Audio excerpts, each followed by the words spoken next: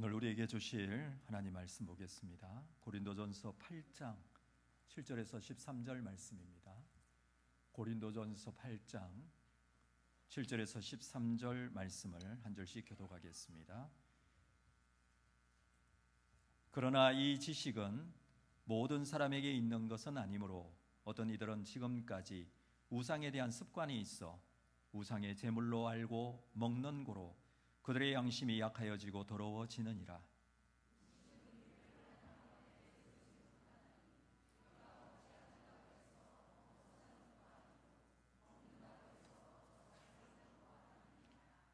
그런즉 너희의 자유가 믿음이 약한 자들에게 걸려 넘어지게 하는 것이 되지 않도록 조심하라.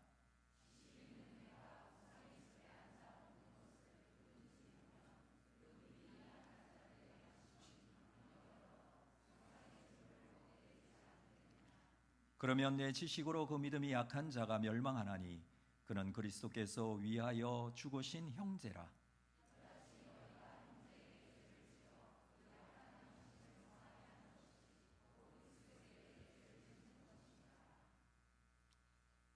함께 읽습니다. 그러므로 만일 음식이 내 형제를 실족하게 한다면 나는 영원히 고기를 먹지 아니하여 내 형제를 실족하지 않게 하리라. 아멘. 주님의 이름으로 환영하고 축복합니다. 참 잘 오셨습니다. 우리 앞뒤 좌우로 서로 한번 인사할까요? 잘 오셨습니다. 반갑습니다. 사랑합니다. 축복합니다. 오신 모든 분들을 주의 이름으로 환영하고 축복합니다. 자, 오늘 나눌 말씀은 가정 예배 본문이 다섯째 주가 고린도전서 8장에 있는 말씀입니다. 이 말씀의 제목을 자유보다 앞선 사랑이라는 제목으로 말씀을 나누겠습니다. 자, 고린도전서는 바울 사도가 고린도 교회에 보낸 서신서입니다. 바울은 2차 전도 여행 때에 고린도라는 도시에 와서 복음을 전했고 교회를 세웠습니다. 여기에 1년 6개월 동안이나 머무르면서 성도들을 양육하고 복음을 전했었죠. 그리고 고린도를 떠나서 원래 파송을 받았던 안디옥으로 돌아갔고 그곳에서 다시 3차 선교 여행을 떠났는데 이번에는 에베소를 중심으로 복음을 전했습니다. 에베소에서 한 3년 동안 머무르면서 복음을 전했는데 이때 고린도 교회가 가지고 있는 여러 가지 문제들을 듣게 되고 이 문제 때문에 편지를 써서 보냅니다. 고린도 교회로. 그것이 고린도전서, 고린도후서 이 성경들입니다. 그래서 우리가 고린도전서를 읽었는데 아마 에베소에 긴 시간 동안 있을 동안에 보냈던 편지가 아닐까 이렇게 추측은 합니다.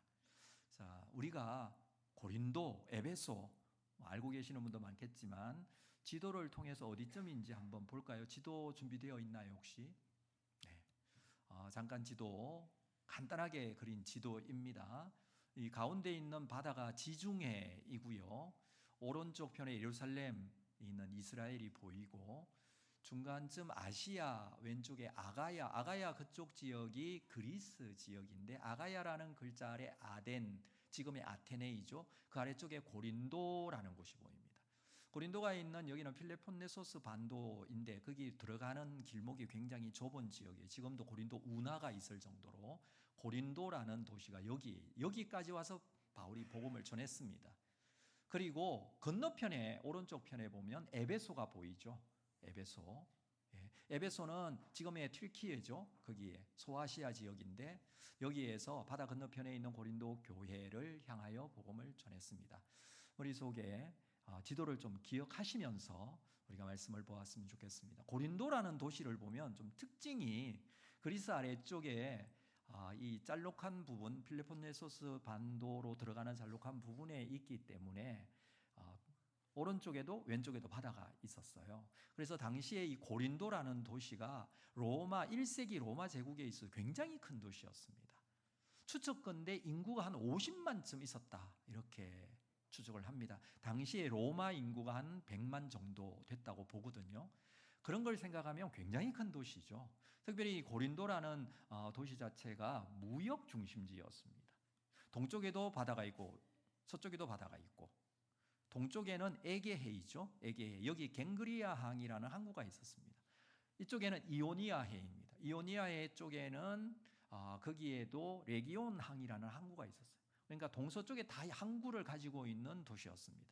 그러다 보니 외부 문물들이 굉장히 활발하게 수입이 되었고, 이것으로 인해서 많은 종교들, 많은 우상들, 이것을 섬기는 지역이 되었습니다. 사람도 많고 신전도 많았습니다. 신전에는 아폴로 신전이라든지 또는 이 바닷가에 있는 곳이기 때문에 이곳은 또 다른 이런 신전들이 있었죠. 우리가 잘 알고 있는 포세이돈 신전이라든지, 또 당시에는 황제 숭배 사상을 강조하다 보니 황제 숭배 신전도 있었습니다. 헤르메스, 이시스, 세라피스, 아스클레피오스 이런 신들을 섬기는 신전들이 즐비하게 있는 곳이었어요. 인구도 많고 신전도 많고, 이런 아주 영적으로 본다면 굉장히 어두운 지역이었고, 그래서 바울이 고린도에 갔을 때에는 상당히 영적인 이 눌림이 있었던 것을 고백하는 것을 우리가 사도행전에서 볼 수 있는데, 이 고린도 지역에 있는 고린도 교회, 이 교회가 가지고 있는 여러 가지 문제들 때문에 바울은 고린도 교회에 편지를 보내서 그 문제에 대해서 가르침을 하고 있습니다. 특별히 그 문제들 중에는 고린도 교회 성도들이 바울에게 직접 질문한 내용도 있어요. 우리가 오늘 8장을 읽었는데 7장 1절을 먼저 한번 보면, 7장 1절에 이렇게 처음 시작해요. 1절에 너희가 쓴 문제에 대하여 말하면, 너희가 썼다라는 것은 고린도 교회가 바울에게, 지금 에베소에 바울이 있잖아요. 고린도 교회가 바울에게 편지를 써서 질문을 한 거예요. 이건 어떻게 해야 됩니까? 라고 그렇게 질문을 한 거예요. 거기에 대한 대답을 7장부터 해주고 있어요. 너희가 쓴 문제. 그래서 7장에서는 무슨 얘기를 하느냐면, 결혼을 해야 되는가 아니면 독신으로 살아야 되는가. 굉장히 중요한 주제인데, 당시에는 이 결혼관에 대해서도 상당히 혼란한 생각을 가지고 있었기 때문에 이 부분에 질문을 했어요. 7장에서 대답을 합니다. 그리고 8장에 와서 두 번째 질문입니다. 1절은 이렇게 시작이 되죠. 우상의 제물에 대하여는. 두 번째 질문은 우상의 제물에 대한 질문이에요. 이건 무슨 질문이냐면, 우상에 바쳐졌던 제물이었던 음식을 먹어도 되는가, 먹으면 안 되는가. 신앙적으로 좀 혼란한 그런 문제를 만들 수 있는 부분이죠. 그래서 이 질문을 하게 됩니다. 당시에 그런 많은 신전들이 있었고 우상 숭배가 성행했던 도시였고, 물론 고린도 교회 성도들이 있지만 그렇게 숫자가 많지 않아요. 이 사람들은 원래 우상 숭배하던 사람들이었어요. 여기에는 유대인도 없어요, 거의. 그래서 고린도 교회 성도들은 거의 대부분 이방인들이에요.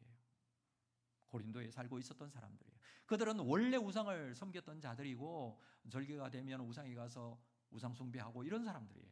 근데 예수를 믿어서, 바울의 복음을 듣고 예수를 믿어서 교회를 다니게 된 사람들이죠. 이 사람들이 일상생활을 하는 데 있어서 음식 문제가 좀 심각했습니다. 왜냐하면 그때 당시에 특별히 이 고기, 고기 같은 경우 있죠. 고기를 시장에 가서 사서 음식으로 먹어야 되는데, 시장에서 파는 고기들은 모든 고기가 다 우상 신전에서 제사할 때 사용되어졌던 고기예요. 많은 신전들이 있었고, 신전에는 도축장이 있었습니다. 제사를 지내기 위해서 짐승을 잡아야 되니. 그리고 그 많은 신전에서 드려졌던 이 제물들이 나중에 고린도 도시의 시장으로 나와서 유통이 되는 이런 경제 구조를 가지고 있었어요. 그래서 음식을 사 먹으려면, 고기를, 특별히 고기 문제가 심각했는데, 고기를 사 먹으려면 우상에게 바쳐졌던 그 고기를 사야 돼요. 그걸 사 먹어야 돼. 이거 먹어도 되는가? 뭔가 좀 찝찝하다. 이렇게 생각하는 사람이 있을 수 있죠. 그리고 그뿐만 아니에요. 이 고린도는 1세기 당시에 굉장히 많은 축제들이 있었던 대도시였습니다. 특별히 이제 길드 조합이라고 노동조합이 있었고, 그 조합이 굉장히 성행했고, 거의 대부분의 사람들이 이 조합에 함께 포함이 되어졌어요. 가입이 되어 있어서 같이 활동을 하게 되어 있습니다. 경제 활동을 같이 한다는 것이죠. 그래서 길드 축제가 되면 이 도시의 유력한 사람, 부자, 권력가들, 이런 사람들이 돈을 내놓고 이것을 축제를 주도를 합니다. 그래서 모든 시민들이 무료로 음식을 먹을 수 있도록. 근데 그때 먹는 음식도 축제를 하면 뭐부터 하느냐 하면 제사부터 드리거든요. 신전에 가서 제사 드리고 제사에 드려졌던 음식을 가져와서 음식을 해서 먹고 뭐 이렇게 하니. 그러면 그 음식을 먹어도 되는가? 뿐만 아니에요. 오늘날 올림픽과 같은 이스미안 운동 경기 축제도 있었습니다. 그런 축제 때에도 이런 음식들이 나눠졌어요. 음식의 문제가 그냥 먹으면 된다 이렇게 생각할 수도 있지만 이게 제물에 드려졌던 그 우상의 제물로 사용되어졌던 음식이었기 때문에 내가 예수를 믿게 되었는데 이 음식은 부정해서 먹을 수가 없다 이렇게 생각하는 사람들이 있을 수 있다는 것이죠. 자, 그 부분에 대해서 질문을 했다라는 것입니다. 그래서 그 부분에 대해서 대답을 하는 거예요. 우상의 제물에 대하여는. 1절 다시 한번 볼까요? 우리 1절 같이 읽어보겠습니다. 시작. 우상의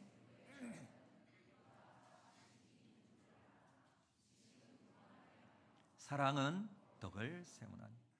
우상의 제물에 대해서 우리가 다 지식이 있는 줄을 아나. 우상의 제물을 먹어도 됩니까? 먹으면 안 됩니까? 이 부분에 대한 지식을 우리가 다 가지고 있다 합니다. 바울은 여러분들이 이미 다 알고 있지 않느냐라는 거예요. 왜 그렇게 말하느냐 하면 바울이 1년 6개월 동안 고린도에서 복음을 전했어요. 그러면서 이 부분에 대해서 말했어요. 가르쳤어요. 그랬기 때문에 이 부분은 너희들이 다 알고 있지 않느냐? 기준, 그 기준에 대한 지식, 그 지식을 여러분들이 다 가지고 있다. 자, 그 기준에 대한 그 지식의 기준에 대한 부분은 다른 게 아니에요.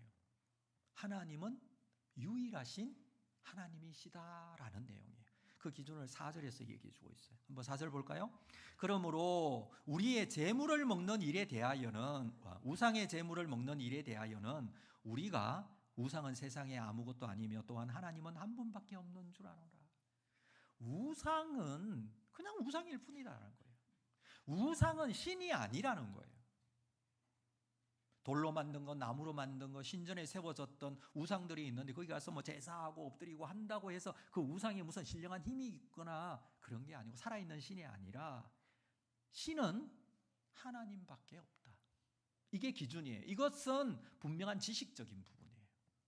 이 부분에 대해서 여러분들이 다 알고 있다. 이미 바울에게 교육을 받았던 부분이에요.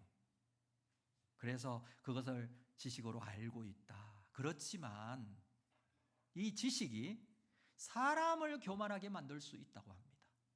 그게 1절에서 말하는 내용이에요. 그 지식을 가진 사람이 그 지식을 가지지 못한 사람, 그렇지 못하게 행동하고 생각하는 사람, 그 형제를, 그 사람을 업신여기며 행동한다면 그것은 그 지식 때문에 교만하여지는 것이다라고 합니다. 알고 있는 지식이 정확한 것 너무나 좋은 거예요. 정확하게 알고 있어야 되고 가져야 돼요. 그러나 그 지식으로 사람이 교만하게 되어서 사람들을 평가하고 정죄하고 그러므로 인하여 문제가 생긴다면 그건 교만한 거, 그 교만한 문제가 됩니다. 그래서 우리가 다 지식이 있는 줄을 아나 1절 하반절에 지식은 교만하게 하며 사랑은 덕을 세운다. 여기서 방법을 제시해 주고 있어요. 지식만 가지고 있고 지식만을 강조해서 교만하게 사람들을 평가하고 판단하는 것이 아니라 그 지식 위에 뭐가 있어야 되느냐 하면 사랑이 있어야 된다고요. 지식을 사용하는 데 있어서는 사랑으로 사용할 수 있어야 돼요. 이 은사와 똑같아요. 은사도 사람마다 가지고 있는 은사들이 있죠. 어떤 사람은 뭘 잘하고 이런 게 있잖아요. 그것이 다른 사람, 그렇게 하지 못하는 사람에 대해서 정죄하고 뭐 이렇게 하면은 그 은사는 교만한 것밖에 되지 않는 거예요. 그러나 그런 은사가 있더라도 그런 은사를 어떻게 사용한다고요? 사랑으로 사용을 한다면 덕을 세워요. 이게 바울이 이 음식 문제에 대한 답을 해주고 있습니다. 이 지식이라는 것은 모든 사람이 알고 있지 못할 수 있다는 거예요. 이미 가르쳤고 모두 알아야 되지만 그렇지 못한 사람도 분명히 있습니다. 7절 말씀에서 이 내용을 말해요. 자, 7절도 같이 읽겠습니다. 7절 시작. 그러나 이 지식은 모든 사람에게 있는 것은 아니므로 어떤 이들은 지금까지 우상에 대한 습관이 있어 우상의 제물로 알고 먹는 고로 그들의 양심이 약하여져서 더러워지느니라. 이 지식이 모든 사람에게 있는 것은 아닙니다. 예수를 믿었어요. 교회 열심히 다녀요. 구원 받았다고 본인은 생각하지만 그래도 우상 숭배하던 그 습성이 그대로 남아있는 경우들이 있어요. 우상 숭배할 때 가졌던 그 마음을 그냥 가지고 있어서 여전히 여기에 있는 신들은 영향력이 있다고 생각하는 거예요. 그럴 수 있잖아요. 평생을 우상 숭배했는데 그러다 보니 의식 속에 그게 남아있는 사람들이 있을 수도 있고, 아직까지 믿음이 좀 약한 사람들이 있을 수도 있고, 사람은 여러 종류의 사람들이 있는데 그 사람들을 향하여서 조금 약하다고, 그 부분에 대해서 내가 알고 있는 지식 이것 가지고서 그 사람에 대한 판단 기준을 가지고 행동하면 안 된다라는 의미로 이렇게 말합니다. 9절에 볼까요? 이어서 그런즉 너희의 자유가 믿음이 약한 자들에게 걸려 넘어지게 하는 것이 되지 않도록 조심하라고 합니다. 이 자유라는 것은 지식을 똑바로 가지고 있기 때문에 이 우상에게 바쳐진 음식일지라도 그거 우상은 아무것도 아니야. 우상은 그냥 우상일 뿐이야. 그 음식이 문제가 되는 건 아니야. 그게 있다고 해서 그 음식이 무슨 오염이 되었다든지 병균에 걸렸다든지 그런 거 아니에요. 음식은 음식일 뿐이야. 그거 먹어도 된다는 거예요. 그래서 그 음식을 어떻게 먹어요? 자유롭게 먹어요. 이건 내 자유라는 거예요. 내가 할 수 있는 굉장히 중요한 자유이죠. 본인은 신앙적인 지식이 있고 분명한 기준이 있어서 나 이 음식 먹을 수 있어. 자유잖아요. 너무 자유롭잖아요. 근데 자유롭지 못한 사람도 있죠. 음식은 이상하다. 이 우상에게 드려졌는 거 먹을 수 없다. 이렇게 생각하고 안 먹는 사람도 있죠. 자, 자유를 가지고 있는 사람의 입장에서는 이건 내 자유인데 이거 내 자유롭게 먹는 거 문제가 되지 않는다라고 생각을 하지만, 그렇게 문제가 되지 않는 음식을 그냥 자유롭게 먹는 모습을 본 자유롭지 못한 사람들 보고 저 사람 저거 먹으면 안 되는데 저거 먹네 라고 생각을 하면서 시험에 들 수도 있어요. 이걸 약한 자들에게 걸려 넘어지게 하는 것이 될 수가 있습니다. 약한 자들, 아직까지 자유에 대해서 진정, 이 성경적인 하나님의 뜻에 대한 지식에 대해서 진정으로 잘 알지 못하는 자들이 있을 수 있죠. 그들이 마음의 시험에 들 수 있습니다. 11절 볼까요? 그러면 내 지식으로 그 믿음이 약한 자가 멸망하나니, 시험에 들어서 멸망할 수도 있습니다. 그는 그리스도께서 위하여 죽으신 형제라고 합니다. 놀라운 얘기를 하죠. 그 사람들이 믿음이 약한 자가 멸망할 수 있는데 그 사람은 누구냐 하면 예수 그리스도께서 그를 위하여 십자가에 죽으신, 그래서 구원하게 하신 형제인데, 영적인 공동체 한 지체된 사람에 대해서 분명히 그렇게 말해주고 있어요. 약하지만 한 형제인데. 12절, 이같이 너희가 형제에게 죄를 지어 그 약한 양심을 상하게 하는 것이 곧 그리스도에게 죄를 짓는 거예요. 결과적으로 어떻게 됩니까? 형제에게 죄를 짓는 게 되고, 형제에게 죄를 짓는 것은 그리스도에게 죄를 짓는 게 돼요. 왜? 예수님이 그도 위하여 십자가에 죽으셨는데, 그를 구원하기 위해서 십자가에 죽었는데, 나에게 시험이 들어서 걸려 멸망하게 되면 그에게도 죄를 짓지만 예수님께도 죄가 될 수 있다. 그 약한 양심을 상하게 하는 것이라고 그랬어요. 이 걸려 넘어지는 부분에서 양심을 상하게 하는 것, 상하게 한다라는 뜻이 무슨 뜻이냐면 원어적으로 보면 때린다는 거예요. 양심을 막 때리는 거예요. 약한 사람의 양심이 상처를 입게 되는 거예요. 아프게 되는 거예요. 그 형제를 위해 그리스도께서 죽으셨는데 그리스도에게도 죄가 된다. 마지막 13절 말씀 같이 한번 읽겠습니다. 바울은 이렇게 결론을 내립니다. 13절입니다. 시작. 내 형제를 실족하게 한다면 나는 영원히 고기를 먹지 아니하며 내 형제를 실족하지 않게 하리라. 자기 자신에 대해서 그렇게 말합니다. 스스로에 대해서. 만일 음식 먹는 거 나 자유롭게 먹을 수 있다. 그러나 내가 음식 먹는 것 때문에 다른 사람이 실족하게 된다면 나 영원히 고기 안 먹겠다. 사랑으로 덕을 세우겠다. 그렇게 말합니다. 물론 바울도 알고 있죠. 기준에 대해서, 지식에 대해서. 어떻게 하는 게 맞는지 기준을 알아요. 그렇지만 형제를 세우기 위해서는, 내 형제를 위해서는, 여기 표현이 그렇게 해놔서 저는 상당히 좀 마음에 와닿았는데 내 형제라고 합니다. 그 사람을, 내 형제를 위해서 그 사람을 실족하게 한다면 나 영원히 고기 안 먹어도 된다, 그렇게 말합니다. 실족이 뭔가요? 실족, 걸려 넘어지는 것을 실족이라 합니다. 걸림돌이 될 수도 있다라는 것입니다. 걸림돌이 될 수도 있습니다. 여러분, 길을 가다가 보면 요즘이야 다 포장이 되어 있지만 길에 이렇게 툭 튀어나온 돌이 있다고 생각을 해보면 그 돌이 위험할 수 있어요. 요즘으로 생각한다면 그냥 인도에 보도블록이 이렇게 깔려 있는데 거기에 보도블록이 하나가 툭 튀어나와서 있다고 생각해 보십시오. 요즘에는 하도 길이 좋기 때문에 걸어갈 때 어떻게 걸어요? 다 핸드폰 보면서 길도 안 보고 걸어요. 그래도 돼요. 근데 보도블록에 툭 이렇게 벽돌이 튀어나와 있어요. 그러면 걸려서 넘어졌어요. 엎어졌어요. 까지고 깨지고 했어요. 누구 잘못이에요? 사람 잘못이에요? 돌 잘못이에요? 돌은 그냥 거기 있었을 뿐이에요. 어제부터 있었고 또 내일도 있을 거예요, 그냥. 그러면 누가 잘못했나요? 자, 잘잘못을 따지기 전에 그러면 우리는 어떻게 하나요? 아, 내가 사람이 잘못했지, 그걸로 달면 안 돼, 이렇게 하고 마나요? 안 그래요. 돌 치워요. 보도블록 다시 깔든지 해요. 포장을 다시 하든지 해요. 돌을 치우지. 그래서 우리가 걸림돌이 될 수 있다면, 내가 걸림돌이 될 수 있다면, 내 때문에 실족하게 되고 나 때문에 시험에 든다면 그 사람, 그거 시험에 들면 안 돼라고 말해야 되나요? 아니면 내가 고기를 먹지 않을 수 있다, 이렇게 말해야 되나요? 지금 바울의 입장을 한번 생각해 보십시오. 이유가 있어요. 그건 다른 게 아니에요. 내 형제이기 때문에.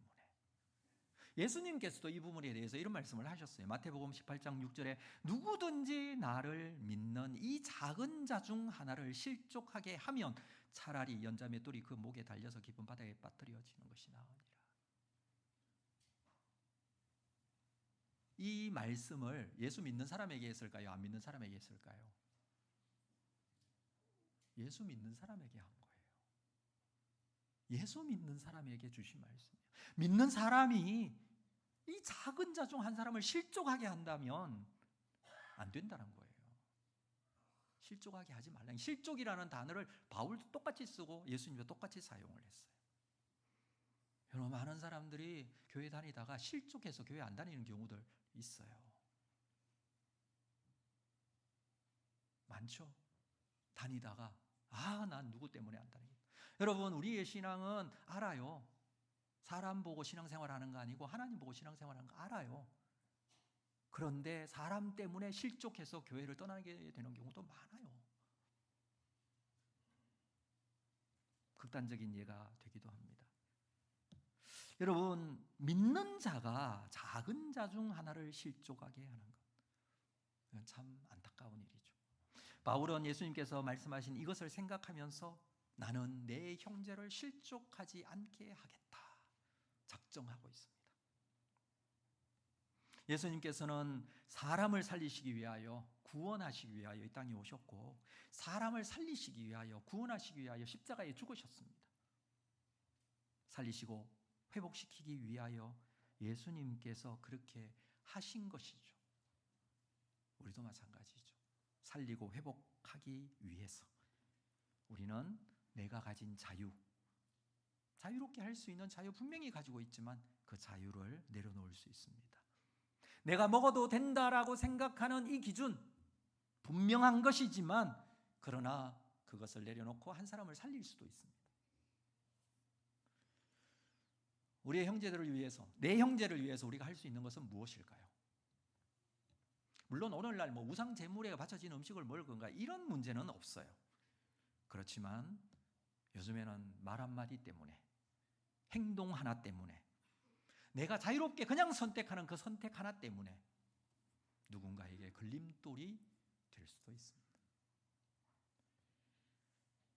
나는 괜찮다고 생각하지만 아직 믿음이 약한 자들에게 시험거리가 되거나 믿음이 약한 성도들에게 상처가 될 수도 있습니다. 이런 상황은 우리의 신앙생활 모든 부분에서 적용이 된다고 여겨집니다. 나뿐만 아니라 우리의 믿음의 공동체 안에 있는 우리 모두가 한 형제임을 다시 한번 기억하고, 나뿐만 아니라 우리의 가족, 우리 가정에서 우리의 가족도 똑같습니다.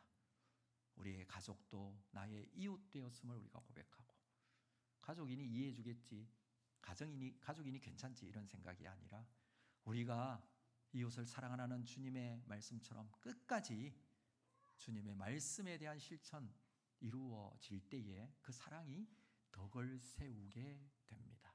하나님의 구원의 역사는 이렇게 나의 삶의 행동을 통해서 진행되고 있다는 사실을 우리가 기억하고, 주님의 이 몸된 교회가 거룩한 모습으로, 건강한 모습으로 모두 하나 되어 하나님께 영광이 되는 귀한 은혜 여러분 모두 누리시기를 주님의 이름으로 축복합니다. 우리 자리에서 다 일어나시겠습니다. 오늘 말씀 생각하시면서 작고 약한 내 모습 이 찬양 드리겠습니다.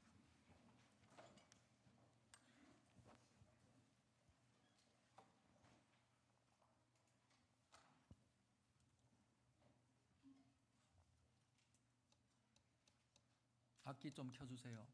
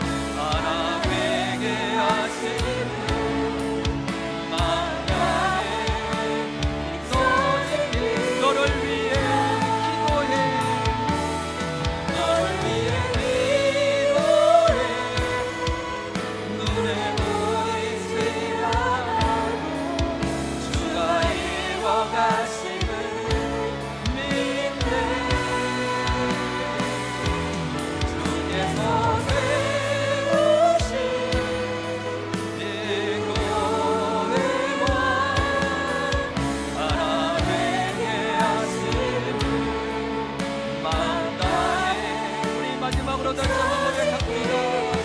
너를 위해 기도해, 너를 위해 기도해. 눈에 보이지 않아도 주가 이루어 가심을 믿고 하네.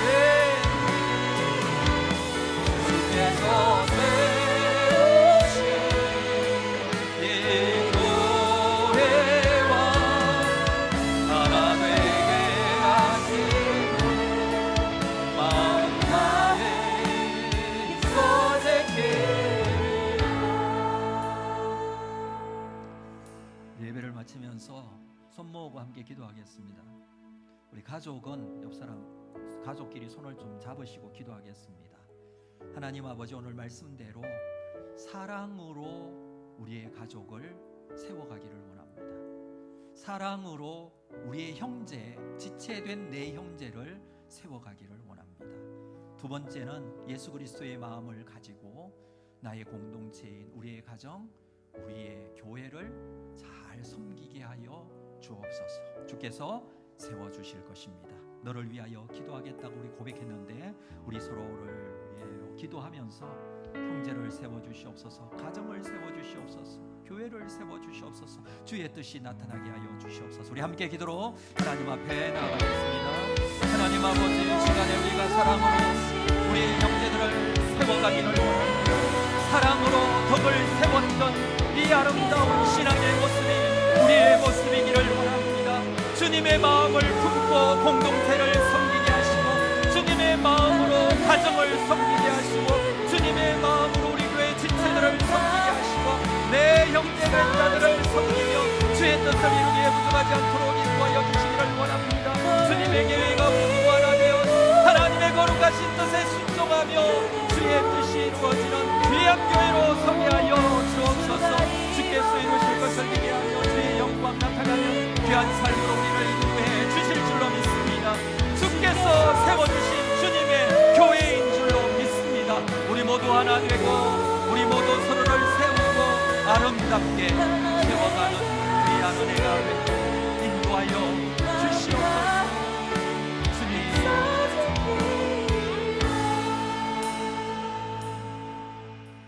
지금은 우리 주 예수 그리스도의 은혜와 하나님 아버지의 크신 사랑하심과 성령님의 교통위로 함께 역사하심이 오늘 주님 앞에 온 가족 예배로 예배하며 온 가족이 주님을 경배하고 주의 뜻을 순종하며 주의 영광, 주의 나라 이루기를 원하는 우리 모든 성도들 심령 위에, 그들의 가정 위에, 주님의 피로 값주고 사신 주님의 교회 위에 지금으로부터 영원토록 함께 있을지어다.